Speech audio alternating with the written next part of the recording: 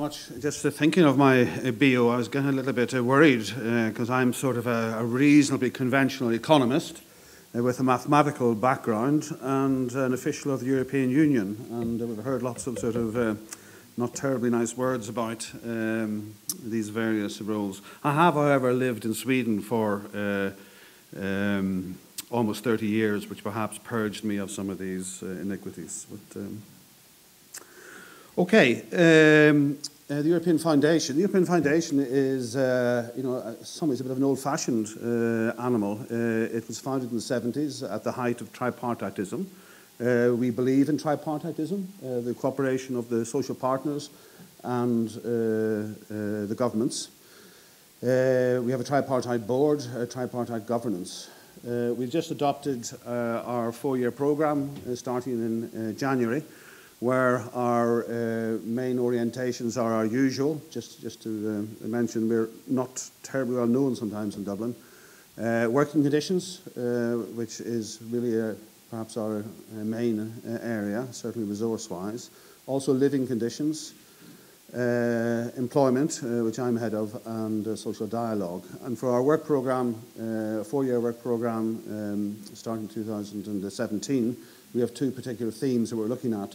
One is socio-economic convergence. This is upward convergence. And the other is the implications of the digitalisation and work. Our working conditions survey is, I'm not directly responsible for it. I think it's an excellent survey. Its weakness was pointed out, speaking to James, and also I think Michelle mentioned it. The sample sizes isn't great. It's for a particular country. You can deduce certain things, but if you start breaking it down into smaller categories, you get into problems. However, just to make you aware of this, we do have a facility whereby member states can top up the sample to make it more interesting for that country. We have the institutional framework, the methodological framework. It's not very expensive to top it up. So if Ireland, for example, wanted to triple its sample, it doesn't cost a lot of money. The Belgians do this, the Spanish do this, and a couple of other countries do as well. It is a very useful survey in so many ways. Okay,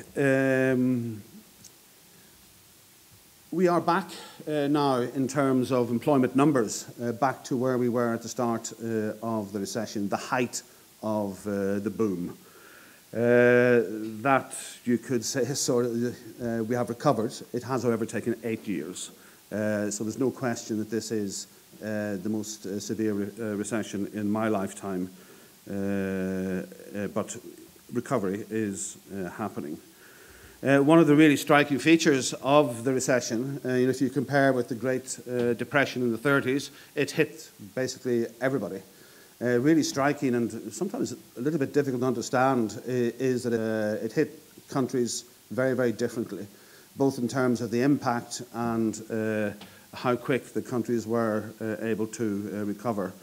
The blue is the height of in 2008, and the red is various years signifying the depth of recession in that country. This is the employment rate. You see some amazing labour market flexibilities, amazing in terms of numbers. I'm sure it was an incredibly painful process. When you look at the Baltic states, you see absolutely incredible labour market adjustment. Again, I'm not saying incredible in terms of it was a great thing. It was a very, very painful thing in, for example, the Baltic states. But they have actually recovered reasonably well. That is, the overall employment trends. If we look at the structure of employment in terms of various forms of non-standard employment relationships, which are key really for understanding job quality, our working conditions surveys show very clear, very different qualities of work depending on the contractual form. Somewhat surprisingly, perhaps, one may think that the share of temporary work is actually roughly constant. Of course, these are huge aggregates. It's largely driven by the fact that It has risen in some countries, some areas, but huge job loss in, for example, Spain was almost entirely in temporary work and explains that. But these are the aggregate figures. We have not seen an explosion in temporary work during the recession or in the recovery. The real big increase in temporary work in Europe happened in the 80s and in the 90s. There is, however, some indication that the type of temporary jobs, and this was reflected very much in the discussion today, that the type of temporary jobs has changed, and perhaps a temporary job today is a less good thing than it was a while back. And certainly the complexity of these temporary relationships is quite accentuated. But we have incredibly little, at least at European level, and in very many member states as well, we have very bad information on what is going on in the world of work.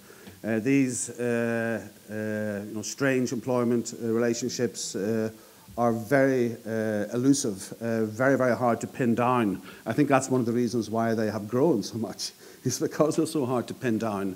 And they're very hard to pin down statistically in surveys and so on. What has increased greatly across nearly every country and in both genders, in all sectors, is the increase in part-time work. It really has been very striking. James and a few others, I think, spoke a little bit about the work we've been doing on the European Jobs Monitor, which looks at changes in jobs, employment changes in the 5 quintiles of the wage distribution. I won't explain exactly how we do this. It's all pretty solid stuff. It's based on the labour force survey, which is big samples. It's probably the best source of information that you have on labour markets, and the structure of earning surveys to get some proper wages. And the picture we see in Europe up to the start of the recession was very similar to what we find in the United States when Joseph Stiglitz and others performed similar exercises, where you saw this polarization. However, polarization with a lot of job growth at the top. And this this is not the 1% of super rich people. I think there are many. This is the top 20% of the wage earners in that particular country, and I'll show you in a moment what type of jobs they are. They are what someone referred to the jobs that come with this skills bias technological change. And we see this before the recession, some hollowing out of the middle and growth at the bottom. The polarization really smacked hard during the recession when nearly all the jobs to be lost were lost in the middle. Of course, there were the construction jobs, which are to some extent cyclical, although the construction sector was sick before, so it wasn't just a cyclical thing. There was something structurally wrong with the construction sector. But also, the classic manufacturing jobs, those that have been destroyed due to the offshoring of economic activities and technological change. Note that even in the 2 years of the depths of the recession, there was still positive growth at the top end of the wage distribution. As the double dip sort of started to recover, 11 to 13, this polarization continued, with job loss quite small at the bottom end of the wage distribution, and still this strong job growth towards the top. Most recent data is a little bit more unclear, and just to say that this sort of pattern of hollowing out of the middle, some growth at the bottom, a lot of growth at the top, that the most recent data in the United States for the last 4 or 5 years show a very, very different picture, actually, where we begin to see a lot of job growth at the bottom and the middle, and not so much at the top. Of course, these are aggregates, and there is huge diversity among the member states. And I think that's incredibly important that we mention that for several reasons. One is that you can very easily, the way that one explains these things is in terms of technology, exogenously given by God or the devil or whatever, and you just have to adjust to that. But the patterns among member states vary hugely. And you see, for example, examples of very, very strong upgrading.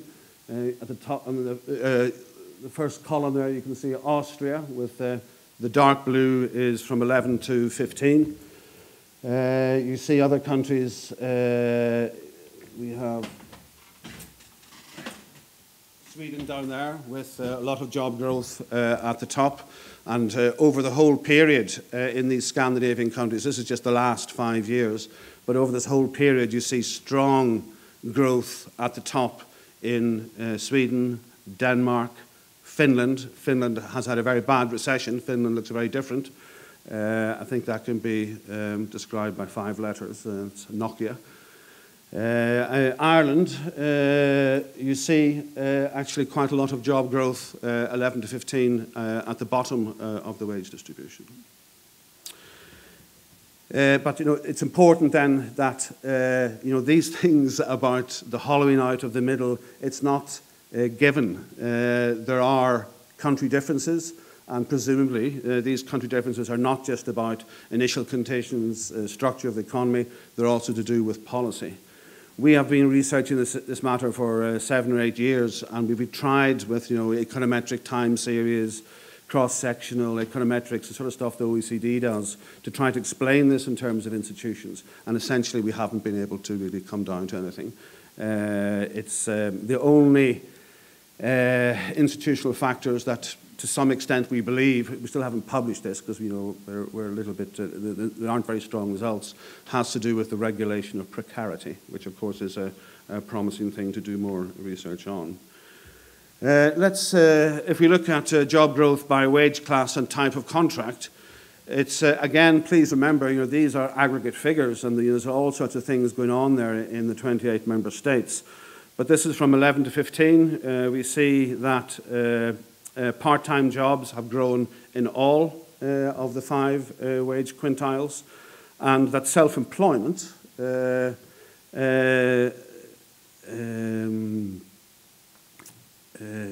has only grown, that's the red stuff, has only grown at the top end of the wage distribution.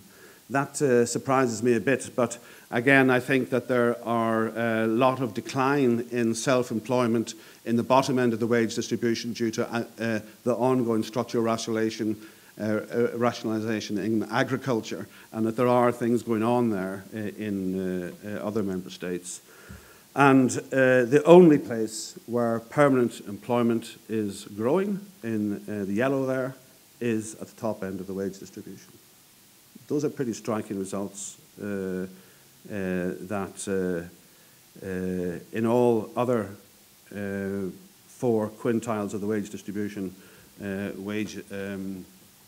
permanent jobs declined.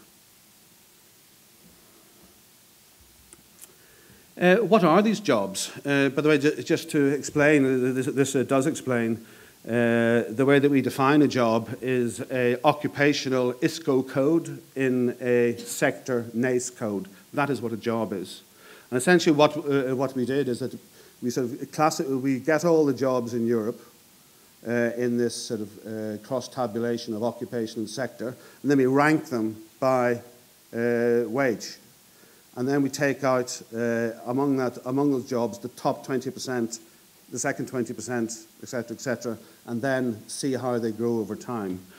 And this, the fastest growing jobs of Europe in relative terms, it's almost a sort of a technological change. You can't believe it's so beautifully done that the fastest in relative terms job in Europe is ICT professionals in computer programming and related activities.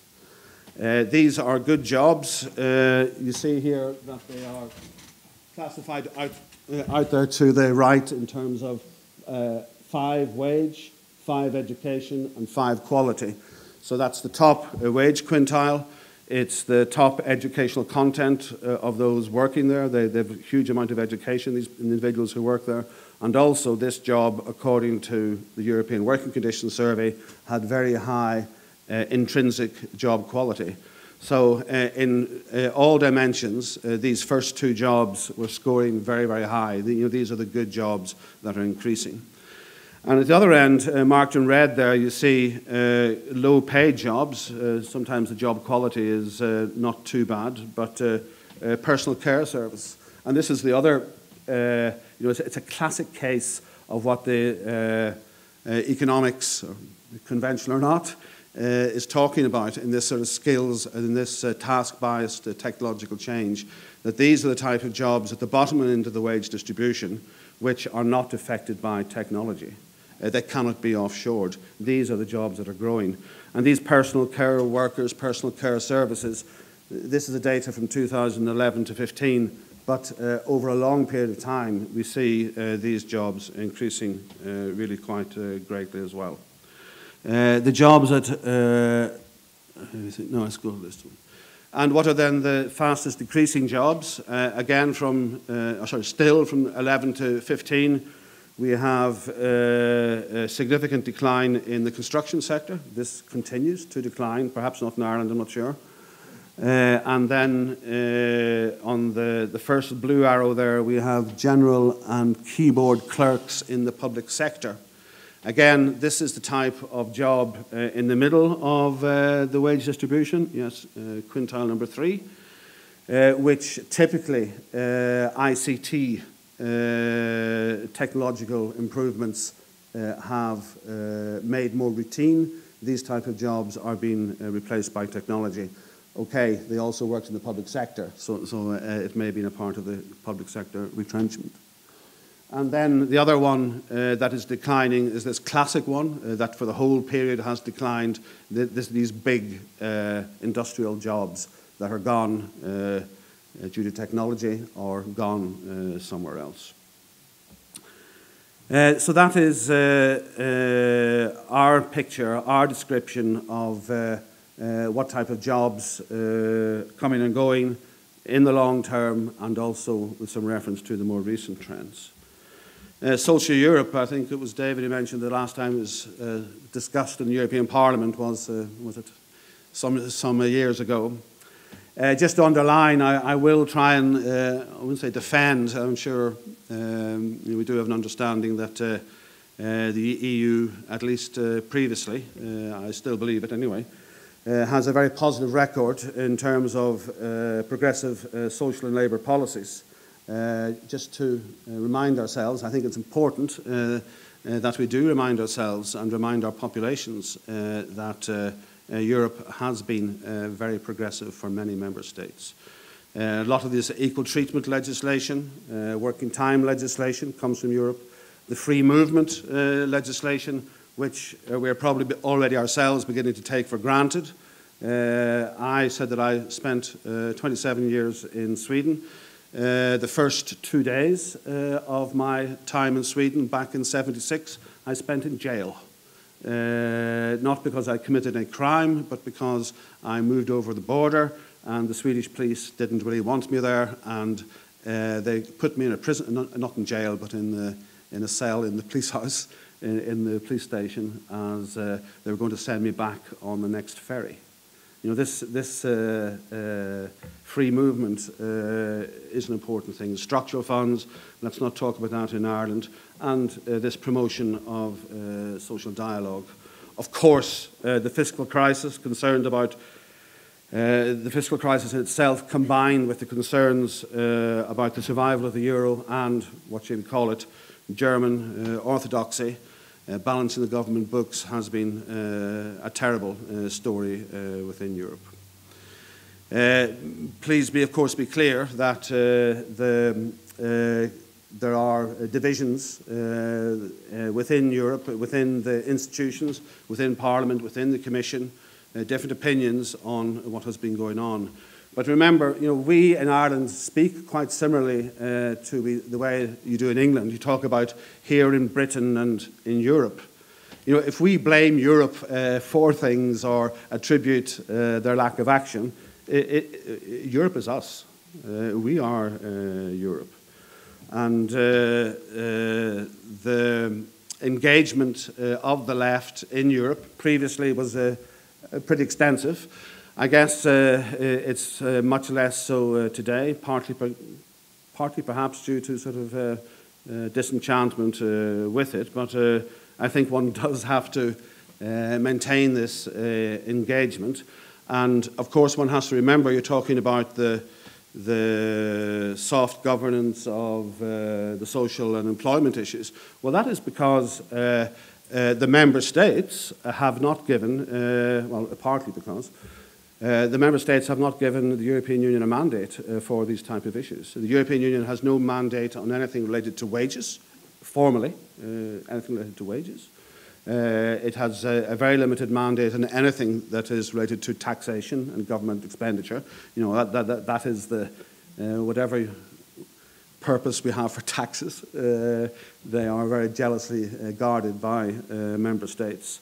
And that remains the case. And you know, we are reluctant to, perhaps rightly, perhaps wrongly, but you know, please don't blame Europe for a lack of its social and employment legislation ability if it has a very limited mandate in that field. And of course, given the governance that we have, that within the Council of Ministers things can be blocked. I came back from Brussels yesterday where I was involved in a close consultation on the social pillar. The social pillar is the latest social, social dimension, social Europe, social pillar. What struck me, I said it was a closed meeting, there was about 20 of us there, some Commission representatives, some researchers, some very progressive researchers. My impression about the social pillar is it has just been launched. It is incredibly open-ended. The Commission doesn't really, it's not coming with, very often these consultation processes are like, we are proposing this, what's your opinion about that? It's not really like that this time. It's incredibly open-ended. The Commission really are asking, what can Europe do? Tell us. You know, there's no master plan, there's no model that they're proposing. It is at a very high level. It was proposed, you know, Juncker himself has put himself behind it. I noticed from the people in DG Employment that the officials there are quite excited about it. They believe that it's something worthwhile spending time on. The consultation is open until the end of the year. I'm sure some people here may have been involved in that consultation. And the idea is that something will be presented shortly after, probably in January next year, and it will input into the next, the white paper on the future governance of the European, the Economic and Monetary Union. Okay, thank you very much indeed.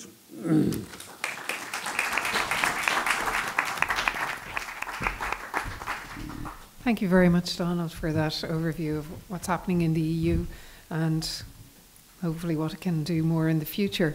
So now it's really over to you. If you have any questions now, we have about 15 minutes for questions, which is great. So hopefully you're all feeling very talkative. But if we could maybe just concentrate on questions, maybe rather than comments, so that everybody gets a chance to ask things that they're interested in. Yeah. Just a question for Claire, or other Claire was questioning whether the euro area could become an OCA, optimal currency area. But given the comments from Varoufakis that David Begg mentioned earlier in Varoufakis' news, he seems to clearly say it cannot be. Just to explain, the idea of an OCA would be that the euro could, that the central bank, the European central bank, could come to the rescue of a state that is in financial difficulties. But it's quite clear that the way that Greece has been treated in the recent past, that there's no way that that is going to be tolerated by the Bundesbank and by the European Central Bank. So I would like to just A comment on that from Claire or from anyone in the room for that matter. Okay. There's another question just beside. Yeah, first, Michelle, I think people do want flexibility, and it's a good example of how you have to be careful of a reform because you might get it. And what happened, I think, is, from what you say and like your comment on, flexibility was under the terms of the employer. So it's not a terribly progressive move. And that's related to something for Claire. Claire, you mentioned a fiscal measure. I think it's a good idea, but it would be a terrible idea under the existing governance of the European Union. By far the most powerful member of the European Union is Germany. Who in this room would want introduction of fiscal measures in the European Union with Germany the most powerful member? I think that would be a step backwards. And unless you can think of some way to do it such that it would not be dominated, as has been the case to the point, by the Bundesbank and the German finance minister. Okay, any other questions? Yes, the lady in the front row here. Thank you. I'm sorry, this is a question of clarification about these columns showing that the major increases in employment have been in the best 20% jobs. Were those percentage increases? Because if they were, then I think the numbers of the good jobs in ECT and finance are quite small. So, of course, the percentage is real, is a real thing. Those jobs are growing, but it's not something that is really affecting the social structure so much because the numbers, the absolute numbers are small. So this is just a clarification. And the other question, a bit following this thing about fiscal measures at the European level. I think that some of them appear very interesting and useful on paper, but the actuation of this measure can be very tricky. And just an example, I heard an example and a question. I heard a paper by some researchers, some scholars, proposing an unemployment subsidy benefit at the European level, but it was thought as something that pays only for those unemployed, the unemployment that is a deviation from structural unemployment. If it is conceived like that, it might even be the case that there is a transfer, a fiscal transfer from Spain, where structural unemployment is estimated 20%, to Germany, where it is much lower, but the deviation from structural unemployment might be higher in Germany than in Spain. So I think one has to be very careful, and there is a strong risk that most powerful countries get the best slice of the cake. Okay, I think we'll just take the answers to these questions first. I think there is quite a lot for you, Claire. If you want to start, maybe.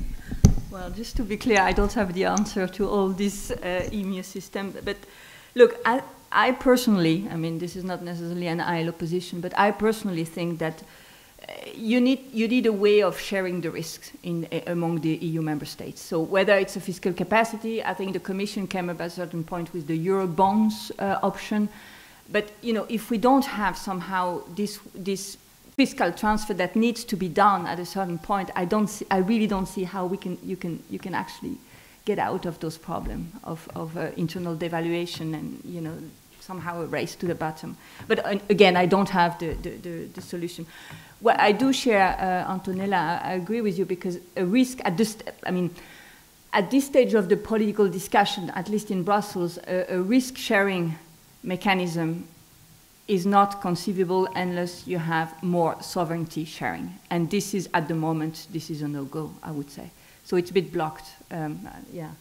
And on the European Employment Benefit, my understanding, it has been launched by the former Commissioner for Employment, Laszlo Andor, and I think the original version was to have it as a stabilization mechanism, not necessarily as a social protection security, if you want, much more as a stabilization mechanism.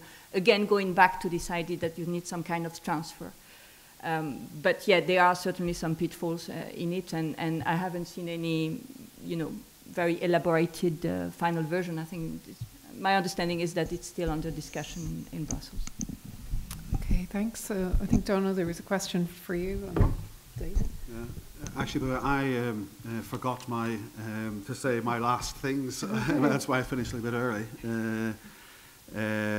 Okay, just firstly, there's about 1 million of those jobs.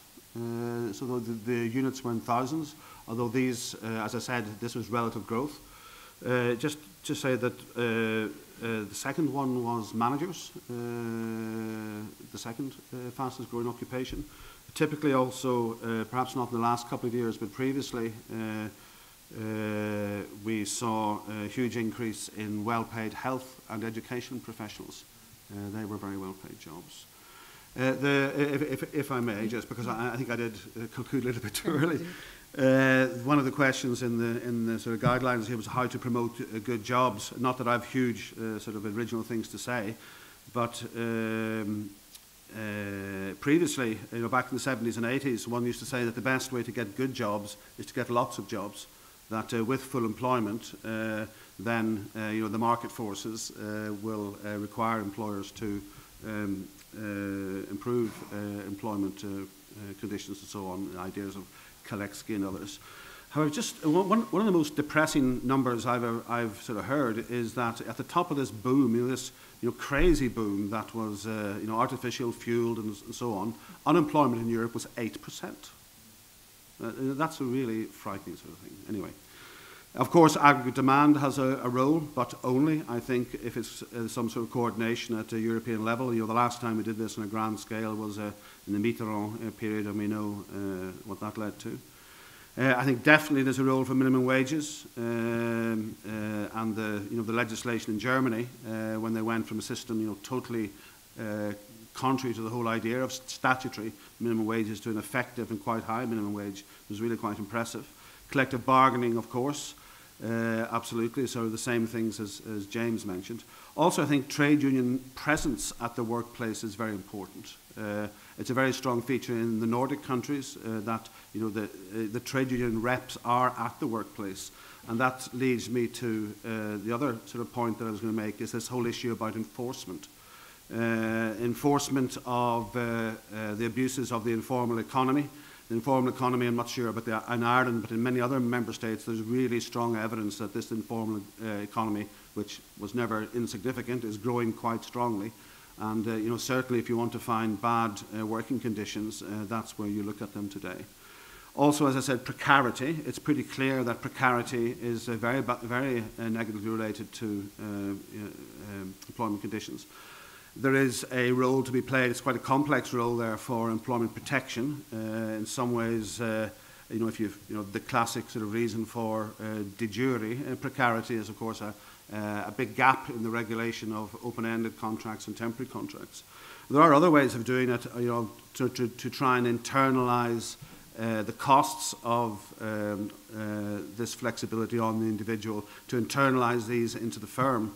And there are some, France, for example, for many years have had this, basically that when you finish a temporary job, the employer has to pay an extra bonus to you for that if that contract is not transferred into an open-end one.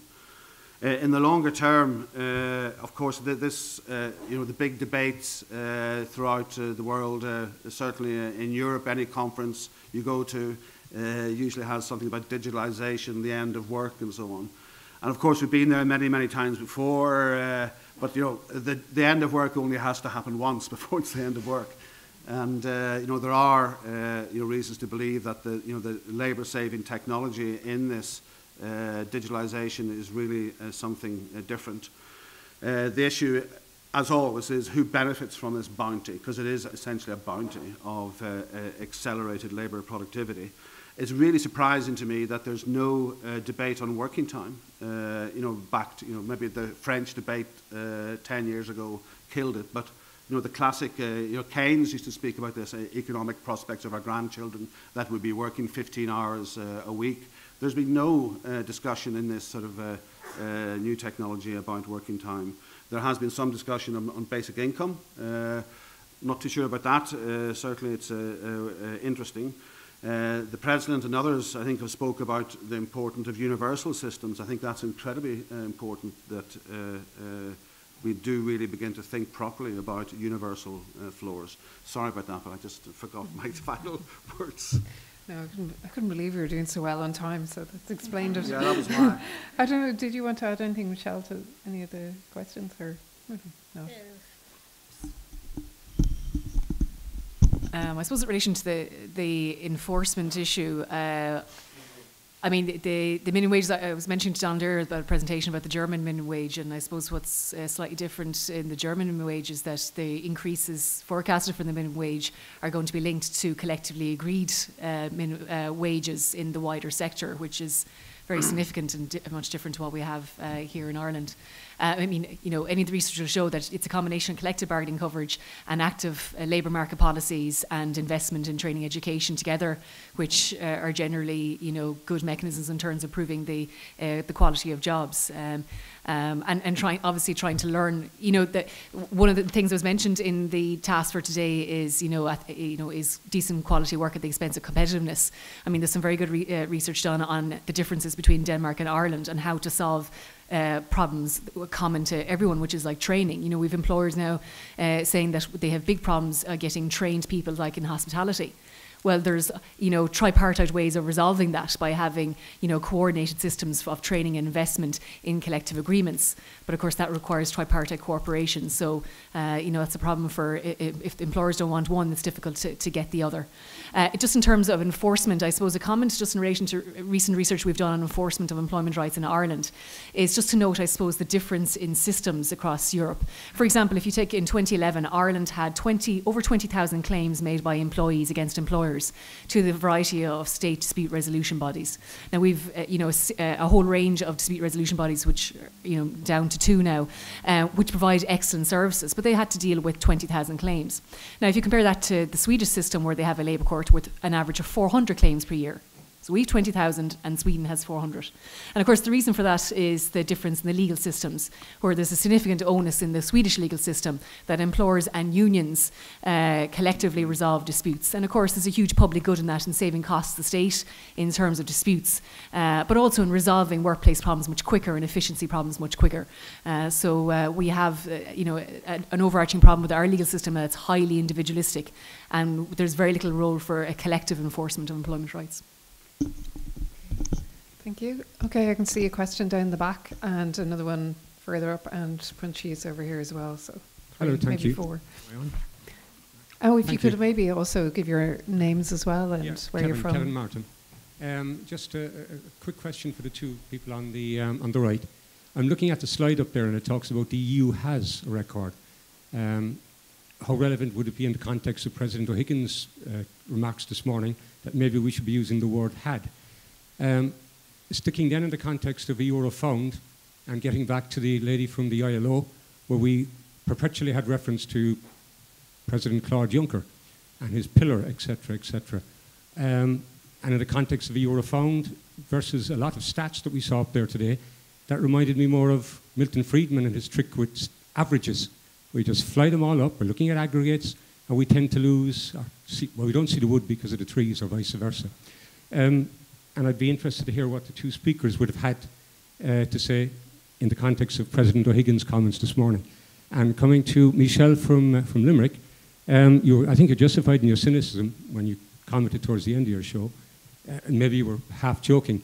Your passion was very clear. But I'm wondering if we go and address problems with solutions that give employers in particular avenues out of situations, as in you recommend that part-timers should only get guaranteed minimum hours after 6 months. That flies totally in the face of worldwide experience where third world countries, ex-US models, have used that 6 months in an attempt to get longer hours. but where the employers just terminate people after 5 months, 6 minutes. And they're constantly have a revolving door where people with a company, gone somewhere else, come back, go again, come again, go again. And the other point is, in terms of giving, if you like, conditions that can backfire on the worker in the context of the social welfare environment here, where you mentioned it 3 days a week, if the hours are pushed into an extra day, they lose social welfare. It literally disempowers the employer, and there's the illusion that we've made progress. And I sense that 5 years from now, when we're back for the 12th anniversary of TASC, we'll still be talking about issues like this. So go boldly is what I'd suggest, but I'd be keen to get your feedback on that. And I'd certainly like to hear from the two on the extreme right. We have two other questions then on the side. Ruth Barrington is one, and I think there was another person, and then one question here.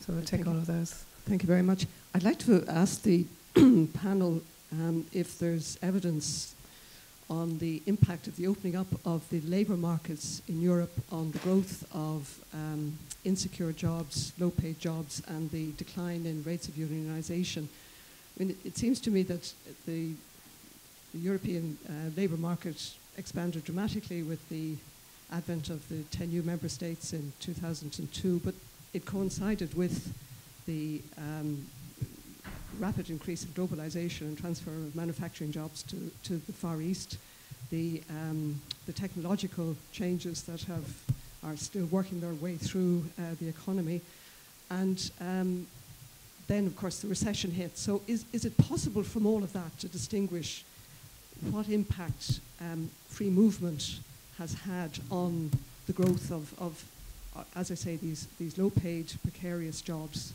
and to be able to distinguish that impact from the rest of what has happened over the past 15 years. Okay, and then there's a question here from Francis de Rossa, so I think we'll just take those three questions then. Oh, and sorry, there was one. Are you asking a question as well? Were you? No? Yeah, Francis de Rossa, chair of the board of TASC, just former MEP and a former member of the Dáil, so I have some sort of experience in the legislative area. And I just wonder whether, you know, for me, what's happening in the employment area in terms of, you know, employment which is sort of precarious and so on, is that the employers are using loopholes in the law.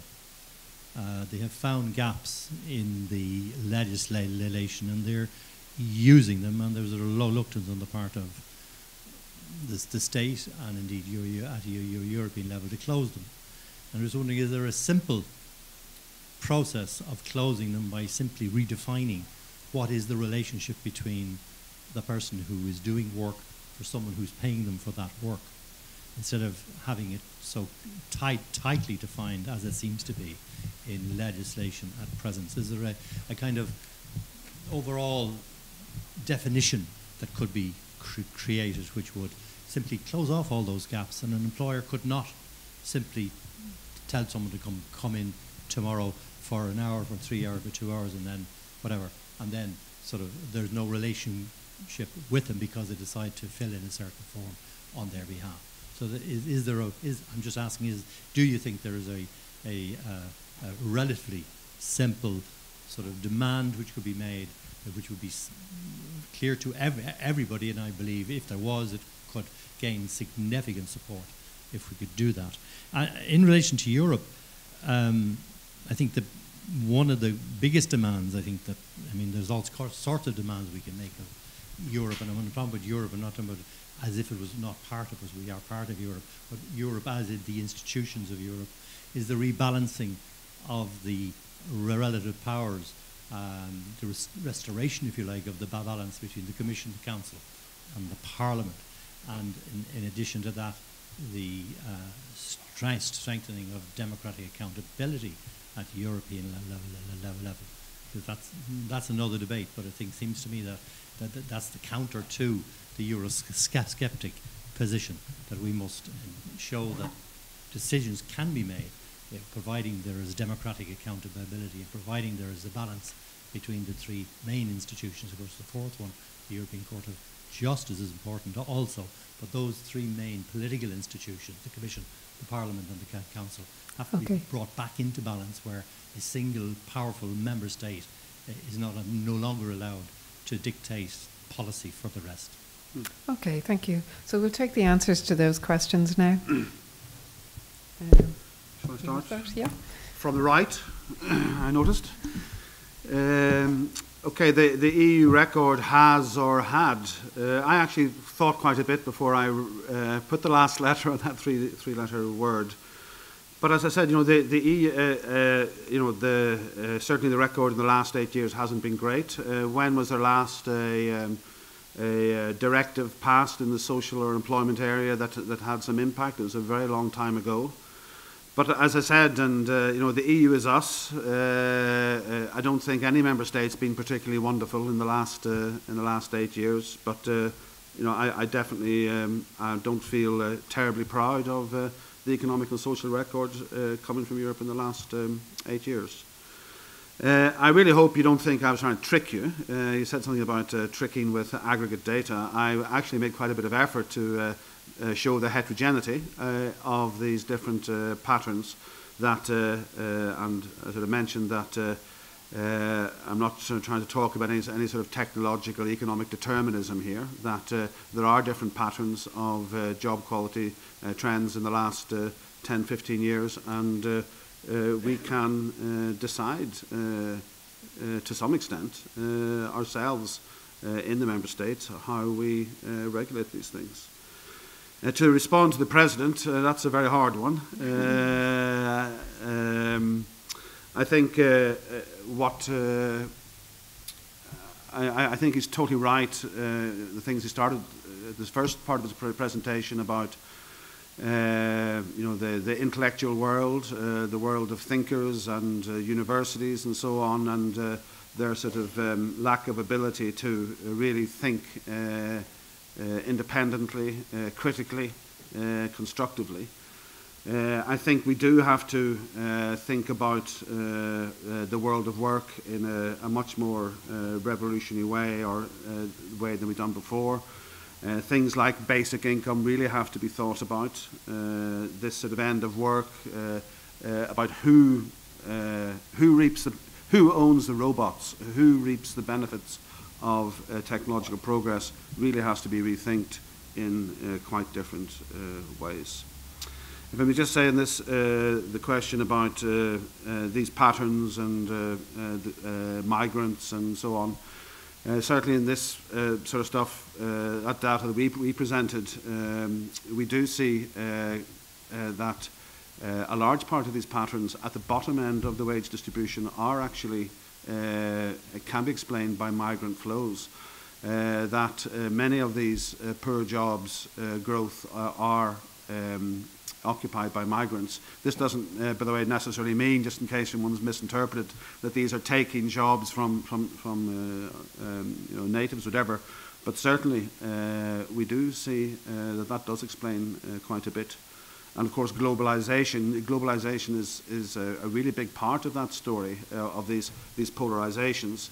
That it's the high value jobs, the high value added jobs, high productivity jobs that don't go, although perhaps that might change. And above all, it's these jobs at the bottom end of the wage distribution that cannot be replaced by labour technology, labour-saving technology, or can be offshored, like care services and so on. So, whereas it is these routinization jobs in the middle that can be globalised. So certainly, globalisation does play a very important role in those patterns. Okay, and just to say on the Pronches on the democratic thing, sure. Okay, I think there was a few questions for you, Michelle, as well. Yeah, thanks for those. In relation to the recommendations and the hours, first of all, there's no easy answer because no matter what you try and do, there's going to be a further problem. So, for example, if you take one of the comments about the 6-month rule and possibly that people would be let go at 5 months or whatever. I mean, I think first of all there was a similar argument made in the 70s about unfair dismissal legislation and that people would all be let go at 11 months, and that hasn't been that kind of widespread, firing at 11 months and then rehiring a month later. So, I mean, we have pointed out that there can be unintended consequences of that. I mean, the point of the 6 months was that if we said it from day one, for example, if we said that people should be given minimum hours from day one, then the danger was that it would be set at very low levels. Whereas at least if you give people employment relationships 6 months, that there should be at least some realistic reality between them as to what actual hours are given to an employee with that time. That then becomes the reality, as opposed to a superficial low level being set to begin with. I mean, I suppose the recommendations we made go much stronger than some of the recent ones. For example, in Northern Ireland, they had proposed that employees after 6 months would just have a right to request that they might be given minimum hours, but there was no automatic right to be given minimum hours. And of course, it's much stronger than the UK, where they basically did hardly anything at all. And then you've other countries where you have traditionally strong regulation, like Finland, who are grappling with the same thing, where they apparently have similar numbers on zero-hour contracts as the UK does, and yet they have much stronger collective bargaining regulation. So these are people who are falling through the loops, and they haven't responded to that yet. I mean, the other extreme is to go very hard, and you go with the kind of the French situation, where they basically say, well, everyone part-time has to be given a minimum of 24 hours. And I suppose what we wanted as well is to be able to have a recommendation which has basically some chance of being introduced. I think to go with something as hard as the French one, there'd be zero chance. It would literally be thrown out into the bin, I think, given the Irish context. So definitely there's no right way, and we definitely grappled with it, but I think it's the best that we could come up with that could have some chance of being realistic and useful to people. In terms of increasing the minimum hours and pushing people into welfare issues, I mean, that's always the dilemma. Either you try and improve people's hours, but there's always that risk of welfare being reduced in the pattern hours. I think, again, that's first 6 months should give both the employer and the employee the opportunity to have a realistic notion from both their points of view what the hours might be before it becomes a guaranteed minimum. But that's also a wider question as well for the welfare system and how it transitions people from employment, from less employment to more employment. I think it'd be a difficult thing to say, no, we shouldn't increase hours, on the basis that people might lose welfare. I mean, the aim of the Department of Social Welfare anyway is to get people up the value chain, as they would call it. So what we should be looking for is people to get up hours, but well-paid, good quality work. If at all possible, and that obviously requires the integration of a number of mechanisms, employment and welfare. Just in terms of Prince's question about defining the employment relationship, I mean, the European courts have, used a broader term than employee than what we have in terms of doing personal work for someone. And that if you personally perform work for someone, that's a wider definition of employee, and therefore there's an employment relationship. That only solves the employment status issue, but it doesn't solve loads of other issues. For example, we'll take the care worker, because that's mentioned as a growth area, and because that's going to be a massive problem in the future of care workers. If you take a care worker who, for example, is employed very intermittently, so let's say you do take the wider definition that if they personally perform work for someone, then they are effectively an employee. Well, that's fine. But then we have a whole range of employment rights which require service requirements. So in order to qualify for lots of protections with redundancy or dismissals, you have to be with an employer for a period of time. Now, if you're an intermittent care worker who only works some days, some weeks, some months, how do you build up time to be able to qualify for employment rights? So defining the employment relationship solves one problem, but it doesn't solve how to actually access lots of employment rights. For example, I'll take a typical scenario where there's a significant problem with employment legislation not helping an if and when contract. If you take the European Social Pillar of Rights, talks about the need to make sure that people have access to open-ended contracts, sort of effectively permanency. Now, if you give someone currently on an if and when contract, let's say for some reason a court decides they're an employee, and therefore a court decides that they should be given permanency because they've been temporary for 4 years. Well, all that's going to do is make them permanent with 0 hours. So now they're legally trapped into 0 hours, because at the moment, fixed term legislation says that you're given permanency on the basis of the conditions that you had yesterday. If the conditions you had yesterday are no hours, then tomorrow you're going to be made permanent on no hours. So, legislation tries to solve one problem, but, it's not going to solve that immediate problem of extreme precarity, unless it's aiming to ban it, if you like. Just finally, Claire, do you have anything else to add? No, just to react on just what Michel says, I think if we look at also in the gig economy, I mean, defining the employment status is very important, but I think another challenge is who is the employer. that's also another challenge that, you know, legislation might have to have a look at, because in the case of internet platforms, for example, it's very unclear who the employer is. Mm-hmm. But that was a point. Just on the question of the pillar, well, first of all, I think the speech of the president this morning was extremely, I mean, it was magnificent. It was really inspiring, really good. And I have to say, I have never heard such a really good speech.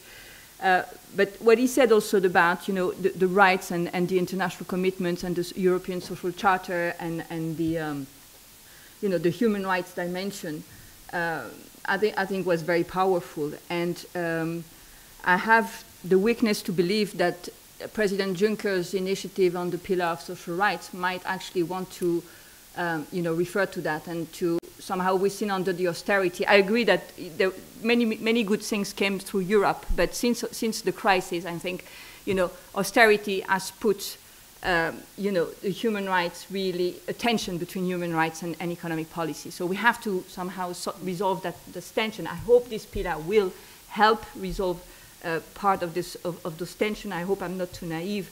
But I think in the views of President Juncker himself, you know, if we don't strengthen the social dimension of Europe, honestly, I don't see a lot of future for the project itself.